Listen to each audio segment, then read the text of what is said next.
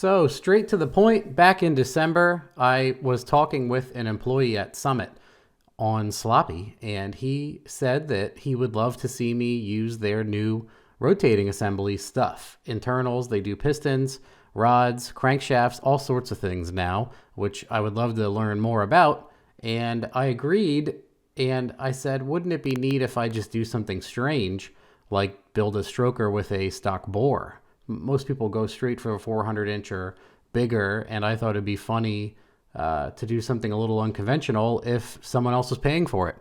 Obviously, I feel like there's safety in trying certain things, and then if someone is footing the bill to go and do something weird for everybody to learn from.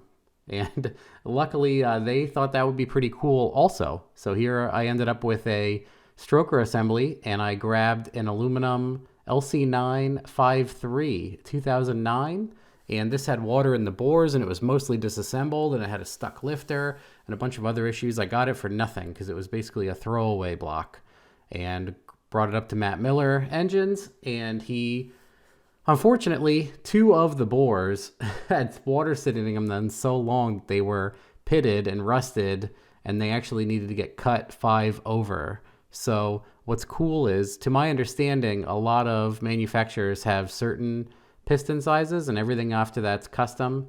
Summit actually stocks everything in like 5 thousandths over, so you don't have to cut a block huge if you don't want to. So that's what we did. We did 5 over, so it's 3.785 inch bore and a 4-inch stroke in an aluminum 5.3. So it comes out to roughly 363 cubes or something similar to that. So anyway, we got it together the other day, and Matt had prepped everything and cut all the bores and gapped the rings and everything. He did a fantastic job. One funny thing we had to do was, and I'll show this, he ordered a 3785 tapered bore install tool, and it did not come in time for when we wanted to slap this thing together. So we actually took the 378 and put it into his boring machine bench, or whatever you guys call it, and I held it, and he bored it out, and we cut it, that 5 extra thou we needed to get the piston through. Hilariously, it worked great. So I gotta give him one that's not cut, because we ruined his 378 to get my 5 over pistons in. So I'll show a quick time lapse of the assembly and finished photos of the block together, and a little bit of a summary and talk about it in my garage at home.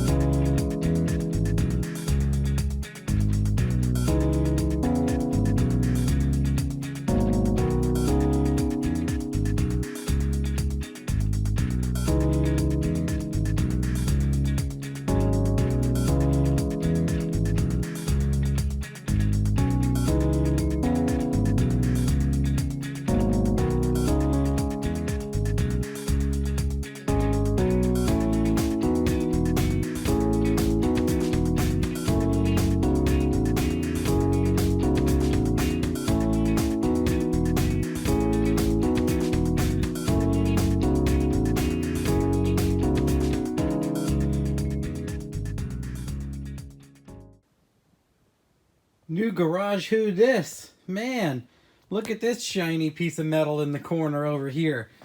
This thing is finally done, and I have a quick video of me and Matt Miller at Miller Engines slamming it together, and I'd like to go over it and talk a little bit about it. It's been a little while since I got the parts and everything else, but this will most likely be the engine that goes in the Mustang unless something catastrophic happens with the vehicles I have first. I'm opportunistic, so it might get installed in something else, but the long-term plan for this was for the Mustang, because that is the longest term project. I haven't even started it yet, so that's what this is going to go in. So I'll do a quick video of us building it and a little bit of an overview, but real quick, Summit decided to do a partnership with me also on their Pro LS series, stroker, pistons, rods, crank, like all sorts of cool parts they have now, specifically for LSs. And basically I was like, it would be cool to build something silly. So I got a bear, well, not a bear, I got an LC9 short block, real filthy, water in a bunch of the cylinders, unknown issues with it. From my buddy at Collis Truck Parts. So picked that up, and then I talked to Summit, and they were interested in doing something, and we went back and forth a little, and they said that it would be cool to do an entire stroker build. And I'm like, well, since we're working together on this, and people do, mostly, I would say a lot of people do a 400-inch build. I was like, can we do something different for fun? He said, sure. And I was like, well, why don't we do a stock bore 5.3, so I have tons and tons of liner here, tons of sleeve to utilize, and we'll do a stroker crank, and we'll make like a 363 cubic inch aluminum 5.3, and then that way if I don't have a catastrophic failure but I beat up my bore, I can go a little bigger. The neat thing about the LC9 block is you can cut them pretty far, but that does make the sleeve thin, so I figured why not just do the short bore, just add a ton of boost, right? So we put this guy together. Well, we started to, and then what happened was the water that was sitting in two of the bores really rusted out a portion of it. So when he tried to clean it up, it definitely needed to get cut. So we got 5 over pistons, and all of this was over Christmas era and everything else, and I was like, do not rush yourselves, Summit and Matt Miller. Don't beat yourselves up. This is, again, a longer term project, and assuming we would run into a little bit of roadblocks, I would like to do another build one day with them where we just drop stuff in.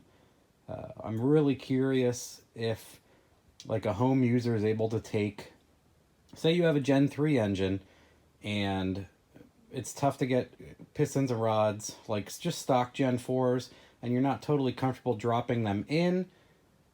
Just, you're like, you're one of those guys, you just don't want to do a stock rotator if you're going to spend the money, but you don't want to go to machine shop hell, and you don't want to deal with whatever else. So if you have a good running Gen 3, and you're like, I'm just going to drop pistons and rods in this, I think it'd be cool to do a project like that one day, and then shoot for moon boost. So you have to have a setup capable of high horsepower to make pistons, rods, drop-in setup worthwhile, in my opinion. So it'll be really neat to see what this does.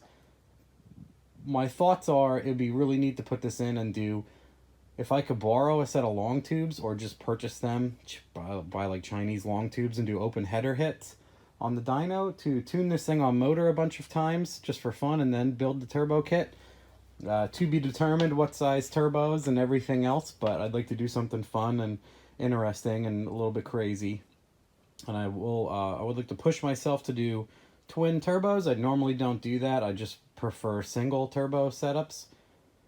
Less stuff going on, less complication. So I built an engine here, so it would be neat to do a little bit more that makes me uncomfortable as a learning experience. That's how you grow, ladies and gentlemen. So yep, this is a 4-inch Summit stroker crank and rods and pistons. And with the head gasket and head combination we are trying to run, I'm hoping to have 10 to 1 or a little bit more compression. and I'm going to put the Summit Stage 2 turbo cam in it. I have some goodies for the engine, but I want to go over some of it.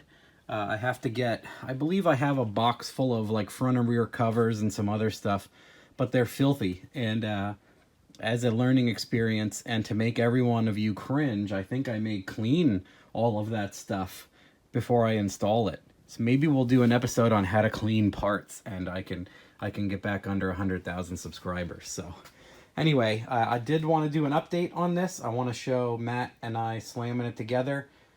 Other than that, I'm excited to use it. It's gonna sit over here in the corner and wait for awesome things to happen. Super excited about working with Summit and some of these bigger companies now. It's definitely interesting. I get to see a whole other side of the junkyard build, right? Since this is technically a junkyard engine. Not really, kind of, really, not really, sorta. So, if you guys have any questions, let me know. I would like to probably, maybe we could do a link to all of the stuff that we built the engine with, but essentially it's the Summit stroker crank, and they sell pistons in like every size you can imagine. Prior, you used to have to get a fairly large piston if you wanted to cut. So these are only, they sell a lot of increments in 5,000 increments. So 5 thou. So these are 378 5s, I believe. So pretty awesome. Really excited to use this. And I'm going to take the recommendation of Matt Miller and Summit on this and not do disgusting things with it. I'd rather see them best represented if they're going to assist and offer parts and everything else. I don't want to make them look bad, obviously. I hope you understand. I have plenty of time to ruin things on my own dollar, so when they are putting, their livelihood and money into it, I'd like to get the best result, or at least try to, for them. So let me know what you guys think about fancy mechanics over here and our pressing into $1 million builds.